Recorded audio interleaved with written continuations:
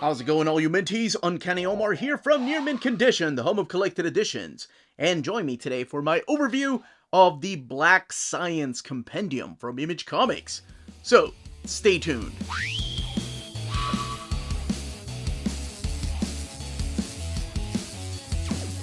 And welcome back, everybody. So what we're looking at here is the Black Science Compendium. This collects all of the Black Science comics. It is a softcover because it is a compendium. This has been previously released in, of course, single issue format and in trade paperbacks and in those 3 deluxe edition formats. As you can tell, I never did go back and upgrade like I said I would. I've done an overview of those 3 deluxe editions a couple years ago if you want to click on the link above to get to it. But yeah, I said I was going to go and get the latest printing and I didn't. What the hell? But anyway, the stories in here are all collected in this compendium, and we're gonna take a closer look at it to see what exactly is in here and what's missing. But let's take a closer look at this compendium that keeps wanting to open up, and that's because I made a mistake. I read it. Got it, when was this? I think a couple of weeks ago.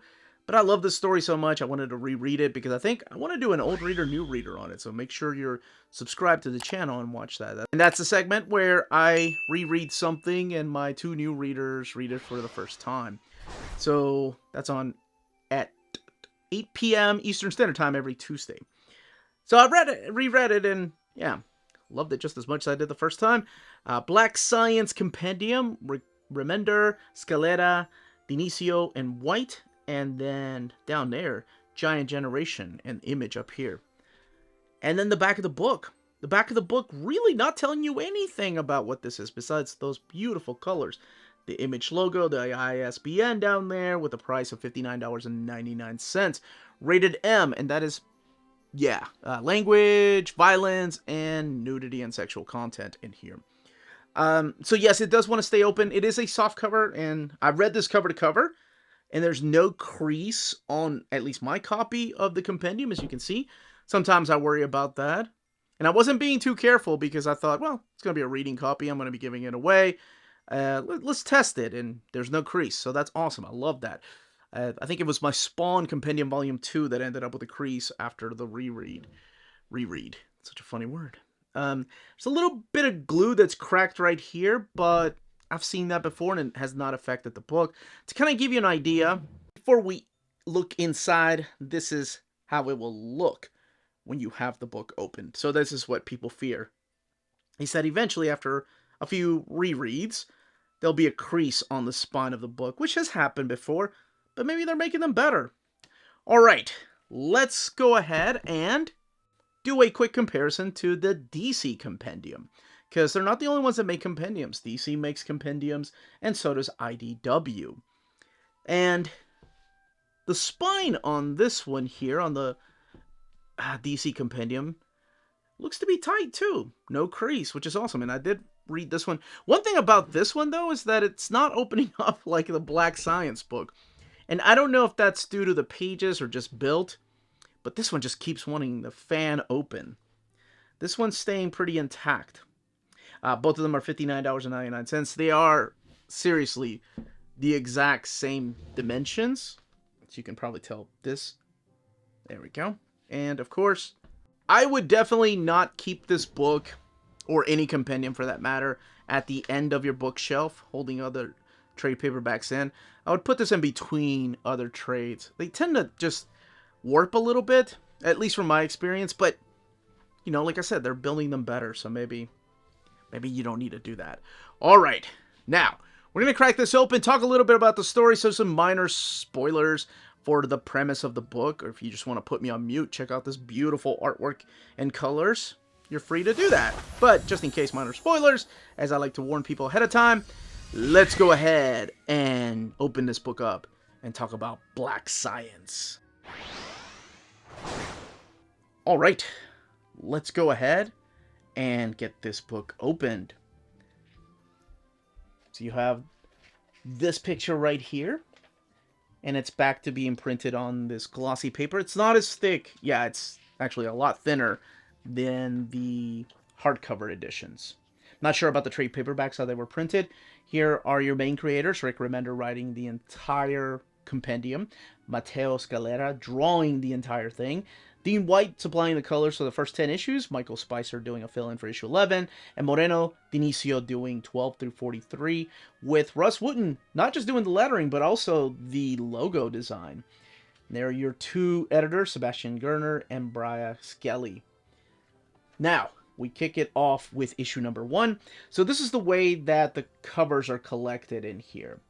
It's like, I believe the comics were also printed in this format. So you got issue number 1 there, and issue number 2. You see a little bit of bleed through already. That's the kind of glossy paper they're using here, just for the people that are wondering about that. If you're wondering about the previous collections of covers, how they're collected, it's identical, just like they are in the compendium. It's not that they're cutting off any of the artwork, that's just the way the covers look. So this collects issues 1 through 43, and that is the complete Black Science. And this has 1,104 pages. And it's all the story about this gentleman right here, Grant McKay, in this alternate reality, I guess, who is a member of the Anarchist Order of Scientists.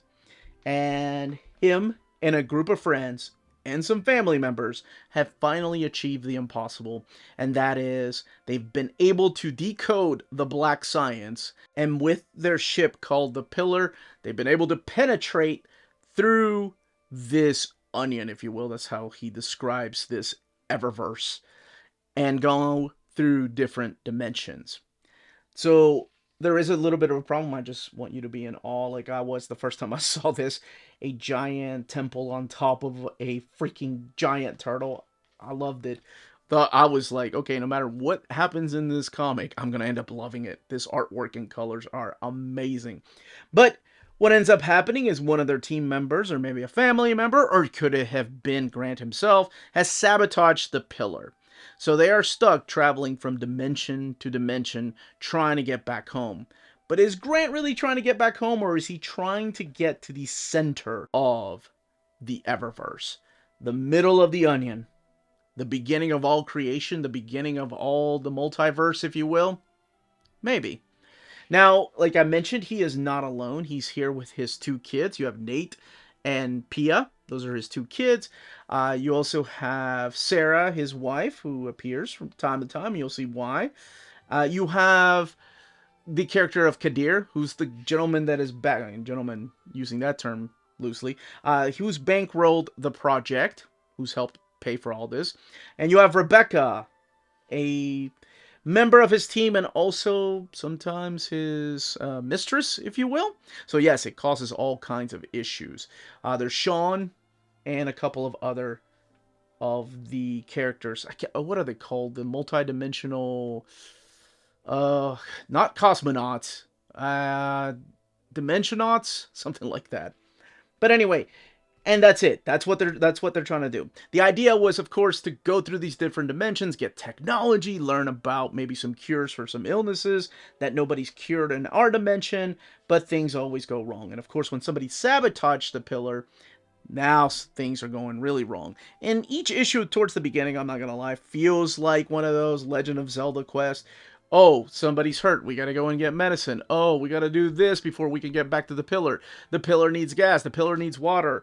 This character needs to be healed first, so you got to go and get the pancake. Anyway, you get the idea. It's like a little mini mission, and then they can hop to the other dimension. So we've seen this concept before, of course, with everybody compares it, and I mean everybody compares this to Quantum Leap and Sliders. But they forget one other thing that I think is very important to this, and that is Fantastic Four. It really does feel like it's harnessing the Silver Age. But of course, that EC era of comics, with the way the characters are designed, with the colors and the worlds they're traveling to, and even a little bit of the story. Now, that's just one aspect of this. We're talking about a Rick Remender title, so of course we're going to have a flawed hero. That's every single Rick Remender comic I've read, with maybe the exception of Crawl Space, has the same trope. And you know what? I don't give a damn. I love it. I know it's predictable, and by now it's kind of been a little bit of a letdown if Rick Remender doesn't write a flawed character. But I love it. I mean, isn't that what we are as humans? We're all flawed in some kind of way. And I mentioned already that Grant has a mistress, so yeah, that's part of his flaw. He's also very selfish. Part of the reason why reminds me of the Fantastic Four is the way that Reed Richards locks himself in the room and doesn't come out for weeks, sometimes months, because he's working on some kind of experiment to better mankind. It's the same way Grant does things. He leaves his kids and wife alone to be on their own, sometimes risking the mission, or rather risking his family for the sake of the mission. So this book really does focus a lot on McKay's life and the decisions that he's made, because it does have some flashbacks. And they're not forced flashbacks, they're not in your face about the message or anything. It's definitely flashbacks that need to be there to keep the story going. And honestly, for a story that just kickstarts, I mean, it kicks you into high gear from the beginning. You're running. It's like an episode of Doctor Who. They're running for no reason. One of the characters gets killed off in the within the first 5 pages of the first issue. You don't know exactly what's going on. All you're reading is the inner monologue. And I love the inner monologue, right? Yeah, you could tell what kind of character this guy is. He's made mistakes. This is one of my favorite moments right here. Because no matter how much you begged me not to, I delved into black science. And then he sees this, right? These amphibian people, this temple. And then you know, whoa, this guy is not a very good guy. Now, I can't show you anything past, here, let's go actually to the middle. We can go to the middle. Because we are talking about dimension hopping, so you never know who's real and who isn't, right? We're going to run into alternate versions of ourselves. But anyway, what I was saying is that while this character is flawed, he has some redeemable qualities, and he's trying to redeem himself. He's trying to become that good husband. He's trying to become that good parent. And he figures with this machine, he can do it all. And, man, it's just so good. Then, of course, you got to learn who to trust and who not to trust. Who's really there for science, and then who's really there for personal gain. Couple of twists and turns that just keep you reading. Thought it was a phenomenal read. To me, I think it's still his magnum opus has always been Fear Agent. I love that. And this has a lot of Fear Agent in it.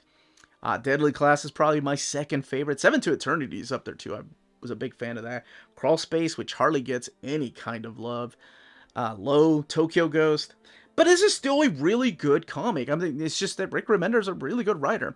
Now, if you've read those books that I've just mentioned and you're like, oh, man, those were awful, it's maybe not for you. Just being honest, it's the same kind of storytelling, but gosh, just fall in love with that beautiful artwork and the colors that just pop. Now, the difference, and I mean the big difference between this and the deluxe editions besides the size, there are no extras. There are absolutely no extras. No sketches, no script to art, nothing like that. It just ends. There is a bio, and there you go, on the creators right here. But there is no extras. The book just ends. And that ending, I know some people are divided. Some people are like, oh gosh, that was not worth it. Other people are like, yep, ended the way that I thought it was going to end. And me, I was like, give me that Rick Remender ending. I kind of saw it coming. Don't care. Still liked it. But that's it. I mean, that's what Black Science is. I went into this without going too much into spoilers. Yes, so you're going to see some interdimensional creatures, some multi-dimensional version of the characters that you're going to see in here. You don't know who to trust. Some people come off as good, and then they turn out, oh, they're not, and another way around. Some people are awful. You're going to see some interdimensional boobies, because this does have some nudity. I did mention that. But that's it. That, as they say, is Black Science. If you're interested in purchasing this book, don't forget to check out our sponsors. CheapGraphicNovels.com, your online home for graphic novels and collected editions up to 50% off cover price. They have excellent shipping and prompt and helpful service. Check out their bargain deals for up to 90% off cover price. And don't forget that CGN also takes pre-orders. That way you don't miss out on the hottest releases. And they are currently running a special promotion for you Minties. If you're a first-time customer, after receiving your order confirmation email, reply back to that email and let them know Near Mint Condition sent you their way. They will then apply a free shipping promotional credit to your next order in the US. Cheap Graphic Novels, your source for the hottest books with the kind of deep discount, quality shipping, and customer service that will keep you coming back for more. And that was the content, the page count, and build of this compendium. Let me know in the comments down below if this is your preferred format, if you love the compendiums and you're collecting every compendium that comes out. If you prefer the hardcover format, whether it's the deluxe edition or the omnibus edition, or the trade paperback route, and of course the single issue route, but then again, this is the home of collected editions. Maybe you're here by mistake, but you're welcome to stay. We don't discriminate. We love single issues here too. As you can see from the back there, I have single issues. But anyway, that's it, everyone. Stay healthy and safe out there. Much love.